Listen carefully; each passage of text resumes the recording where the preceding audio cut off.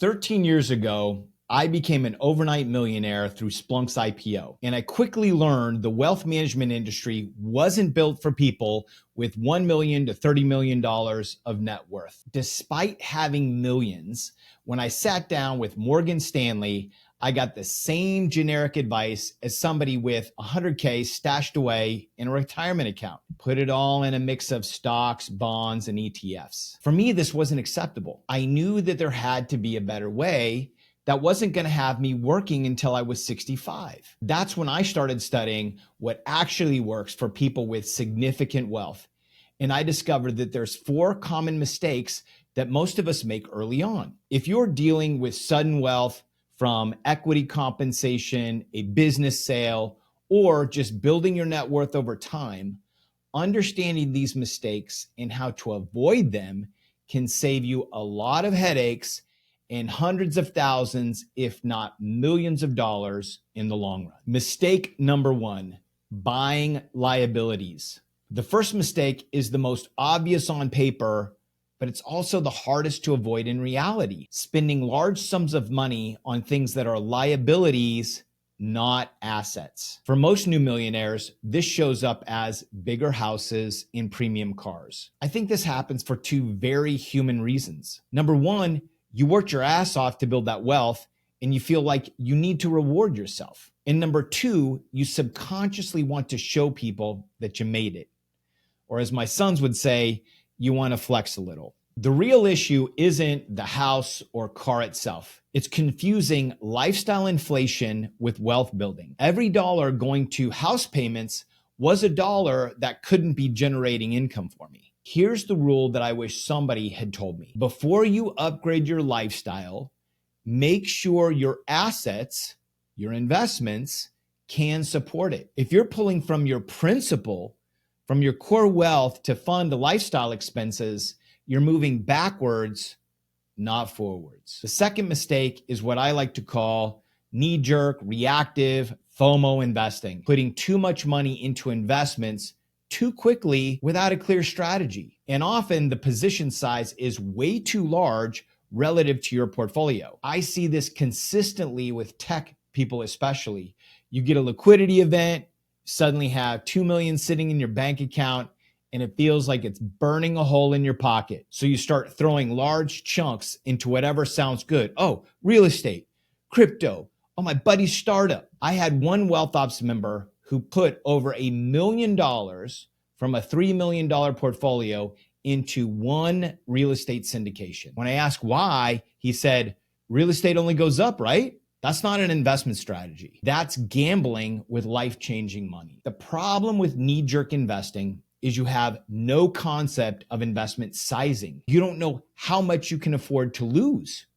You also don't understand how this fits into your overall strategy, and you're making an emotional decision with serious money. What works better? Take time to develop an actual investment thesis. Understand what percentage of your portfolio should go into different asset classes before you start deploying capital. Start with smaller positions and scale up as you gain experience and confidence. And if you need help with creating an investment thesis, just head to wealthops.io or click the link below this video for a free training that I have on this. Now, before we move on to mistake number 3, here's a bonus one. Let's call it mistake number 2.1, which is kind of the opposite problem. It's sitting on your hands doing nothing. You would be shocked by how many portfolios I see with 80% or more in a single stock, often from the company that they work for or used to work for. This is the equity concentration time bomb. When the company stock is doing well, you feel like a genius. But I've seen people lose $1 million overnight when a stock crashes. Diversification isn't just about reducing risk. It's about sleeping well at night. Mistake number 3, seeking financial advice before tax advice. The third mistake cost me big, and it's probably the most expensive mistake on this list for many. So picture this. You've just had a liquidity event. Stock options vested, maybe it's a business sold, or your IPO finally hit. Your first instinct, Let me call a financial advisor. I did the exact same thing after my first IPO at Splunk, and I'm here to tell you, big mistake. Here's what I learned the hard way. You should talk to a tax strategist first, especially if your wealth came from equity compensation or a business sale. Let me show you why this matters with real numbers. When I needed to access $250,000 from my portfolio, I can either sell $250,000 worth of stock and pay the 20% or more in taxes, netting me $200,000, or I can use tax efficient strategies that are completely legal to get $250,000 completely tax-free. That's a $50,000 difference, and that's just one transaction. See, most of my wealth was tied up in a concentrated stock position from IPO. My first priority should have been figuring out how to divest from these positions in the most tax-efficient way possible. But here's the problem with most financial advisors. They're not tax strategists. They just want to get your money under management and put it into their standard 60-40 portfolios. They're thinking about assets under management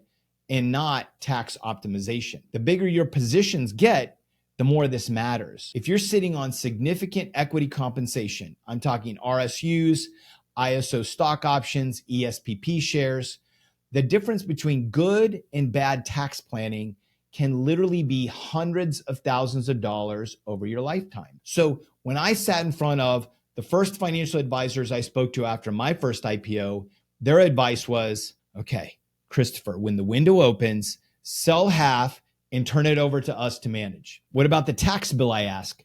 That's not important, was their answer. This is when I knew that something was wrong. Here's what to do instead. First, find a tax strategist, in particular, a certified tax planner who understands your specific situation. Now, I'm not just talking about somebody who files your tax returns, but somebody that can help you create a comprehensive tax strategy around your portfolio. Then work with financial advisors who understand and respect that tax framework. Your investment strategy should complement your tax strategy, not conflict with it. Look, I get it. When you suddenly have serious money, you want somebody else to manage it. But taking a few weeks to get your tax house in order can save you decades of regret. I think this fourth mistake might be the most important. Taking advice from people who've never actually built or managed the level of wealth that you're now dealing with. Here's the uncomfortable truth. Most financial advisors have never made $1 million themselves. They're giving you advice based on textbook theory, not personal experience managing significant wealth. I like to say, I want to learn from astronauts, not astronomers. Both of them study space, but only one has actually been there. Let me tell you where this hit me personally. After my first IPO, I was sitting across from a financial advisor who wanted to put my entire $3 million portfolio into index funds and bonds. When I told him my goal is to generate enough income from my investments to replace my corporate salary, he looked at me like I was speaking another language entirely. His response, well, with a safe withdrawal rate of 4%, you could take out $240,000 a year. That's not income generation. That's spending down my principal and hoping that it lasts. This guy had never built a portfolio designed to actually produce income. He was applying textbook formulas to a real-world problem that he had never solved. The wealth management industry is designed like fast food. Get as much money under management as possible and do as little actual work as possible. This might work for somebody with $100,000, but when you're managing millions, you need somebody who understands the complexities and your goals. What changed everything for me was finding people who had actually walked this path. People who had built their own wealth, managed significant portfolios, and could teach me from real experience, not just regurgitate what they learned in their Series 7s exams. So here's what I learned after seeing these mistakes over and over and making some of them myself. Managing wealth is completely different from building it. It requires a systematic approach, just like running a business. Instead of reactive decisions, you need a clear framework, and instead of generic advice, You need strategies designed for your specific situation. And instead of winging it, you need to treat your wealth like a business with clear processes, good systems, and the right team around you. That's exactly why I developed what I call the Wealth Ops Framework. It's the systematic approach I wish I had from the beginning. It's designed specifically for people like us who are used to building and running complex systems, but just applied to wealth management. If you're somebody with $1 to $30 million in net worth and you want to start managing your wealth like a business instead of winging it, I've put together a comprehensive system that walks you through exactly how to implement this framework and create what I call the micro family office. You can check it out at wealthops.io or click the link below this video. And if you want to learn more about what a microfamily office is and if it could be a good fit for you, then I would check out this video right here.